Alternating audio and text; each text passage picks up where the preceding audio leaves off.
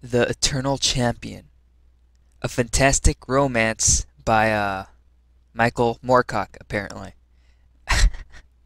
Anyways, Prologue. They called for me. That is all I really know. They called for me, and I went to them. I could not do otherwise. The will of the whole of humanity was a strong thing. It smashed through the ties of time and the chains of space and dragged me to hell. Why was I chosen? I still do not know, though they believed they had told me. Now it is done, and I am here. I shall always be here. And if, as wise men tell me, time is cyclic, then I shall one day return to the part of the cycle I knew as the 20th century, for it was no wish of mine, but I am immortal. Chapter 1. A Call Across Time. Between wakefulness and sleeping, we have most of us had the illusion of hearing voices, scraps of conversation, phrases spoken in unfamiliar tones. Sometimes we attempt to attune our minds so that we can hear more, but we are rarely successful.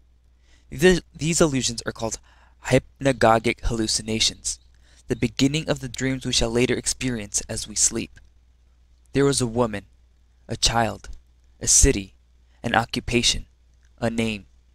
John Dacre. A sense of frustration, a need for fulfillment. Though I loved them, I know I loved them. It was in the winter. I lay miserably in a cold bed and I stared through the window at the moon.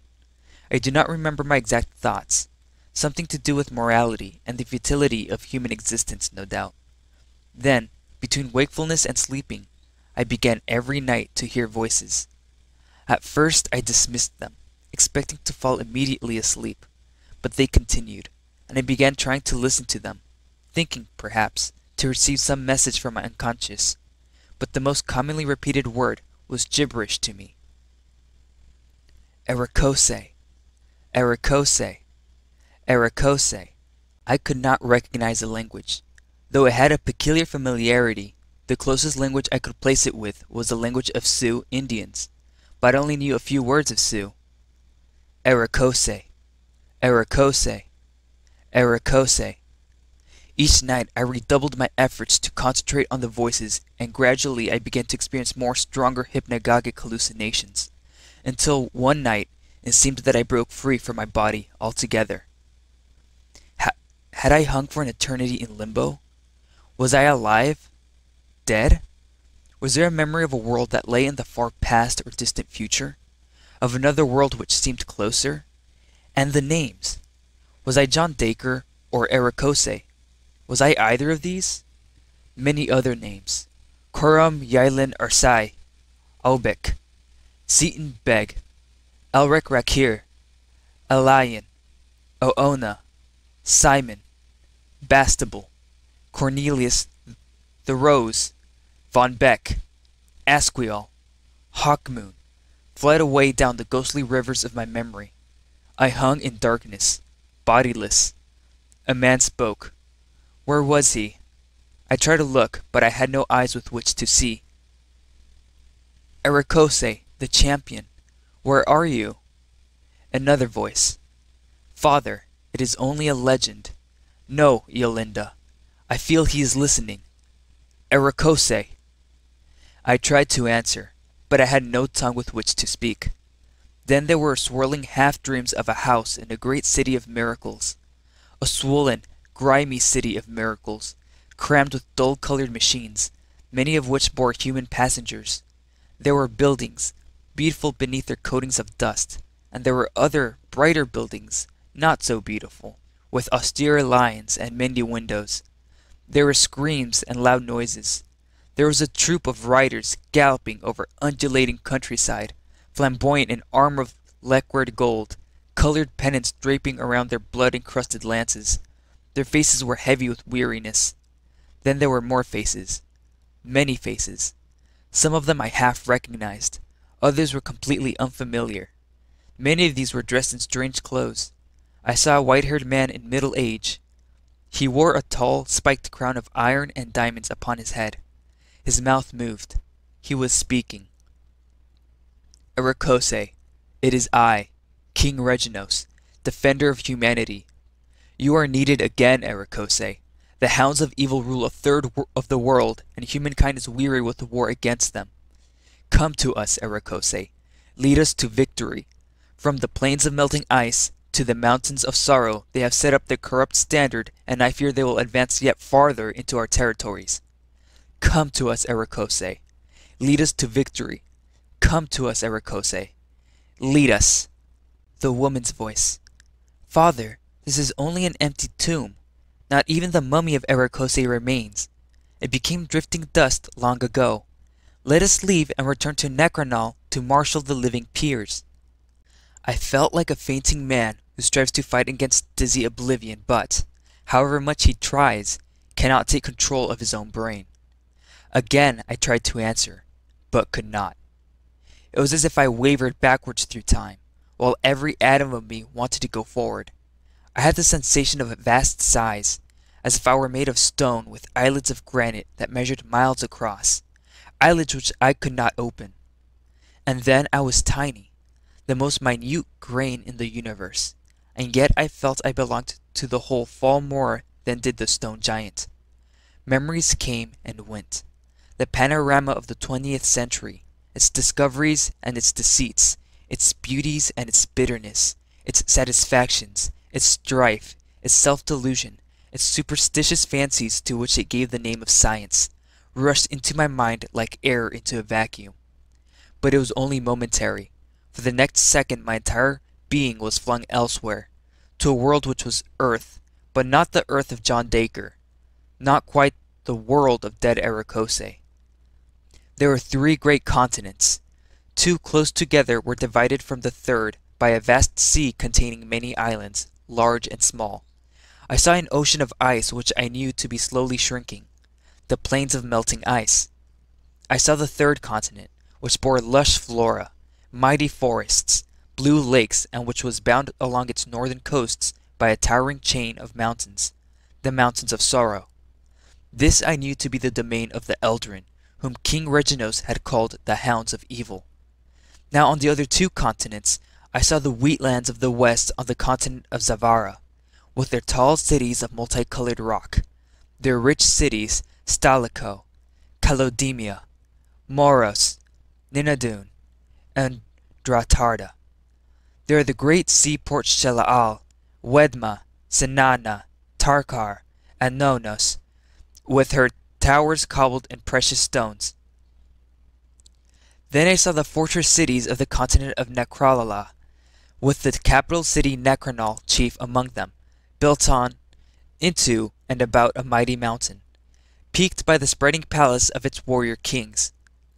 Now I began to remember as, in the background of my awareness, I heard a voice calling, Erekose, Erekose, Erekose. The warrior kings of Necronal, kings for 2,000 years of a humanity united, at war, and united again. The warrior kings of whom King Reginos was the last living and aging now, with only a daughter, Yolinda, to carry on his line. Old and weary with hate, but still hating. Hating the unhuman folk whom he called the Hounds of Evil, mankind's age-old enemies, reckless and wild, linked, it was said, by a thin line of blood to the human race. An outcome of a union between an ancient queen and the evil one, Asmoba'ana, hated by King Reginos as soulless immortals, slaves of Asmoba'ana's machinations. And hating, he called upon John Dacre, whom he named Erekose, to aid him with his war against them. Erekose, I beg thee, answer me. Are you ready to come? His voice was loud and echoing, and when, after a struggle, I could reply, my own voice seemed to echo also. I am ready, I replied, but seemed to be chained. Chained? There was consternation in his voice. Are you, then, a prisoner of Asmoba'ana's frightful minions? Are you trapped upon the ghost worlds?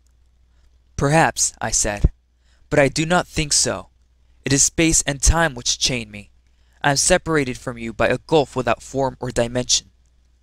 How may we bridge that gulf and bring you to us? The united wills of humanity may serve the purpose. Already we pray that you may come to us. Then continue, I said. I was falling away again. I thought I remembered laughter, sadness, pride. Then suddenly, more faces. I felt as if I witnessed the passing of everyone I had known, down the ages, and then one face superimposed itself over the others, the head and shoulders of an amazingly beautiful woman, with blonde hair piled beneath a diadem of precious stones which seemed to light the sweetness of her oval face. Yolinda, I said. I saw her more solidly now. She was clinging to the arm of the tall, gaunt man who wore the crown of iron and diamonds. King Reginos. They stood before an empty platform of quartz and gold, and resting on a cushion of dust was a straight sword which they dared not touch. Neither did they dare step too close to it, for it gave off a radiation which might slay them. It was the tomb in which they stood, the tomb of Erekose, my tomb. I moved towards the platform, hanging over it. Ages before, my body had been placed there. I stared at the sword, which held no dangers for me, but I was unable in my captivity to pick it up. It was my spirit only which inhabited the dark place, but the whole of my spirit now, not the fragment which had inhabited the tomb for thousands of years. That fragment had heard King Reginos and had enabled John Dacre to hear it, to come to it, to be united with it. Erekose, called the king, straining his eyes through the gloom as if he had seen me. Erekose, we pray. Then I experienced the dreadful pain which I supposed must be like that of a woman experiencing childbirth, a pain that seemed eternal and yet was intrinsically its own vanquisher. I was screaming, writhing in the air above them, great spasms of agony, but an agony complete with purpose, the purpose of creation. I shrieked, but there was joy in my cry. I groaned, but there was triumph there. I grew heavy, and I reeled. I grew heavier, and I gasped, stretching out my arms to balance myself. I had flesh, and I had muscle, and I had blood, and I had strength. The strength coursed through me, and I took a huge breath and touched my body. It was a powerful body, tall and fit. I looked up. I stood before them in the flesh. I was their god, and I had returned.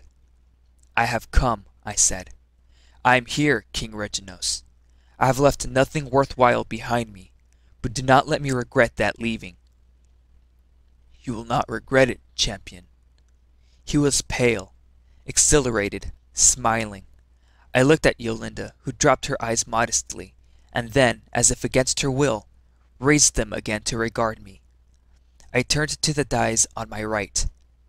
My sword, I said, reaching for it. I heard King Reginos sigh with satisfaction. They are doomed now, the dogs, he said.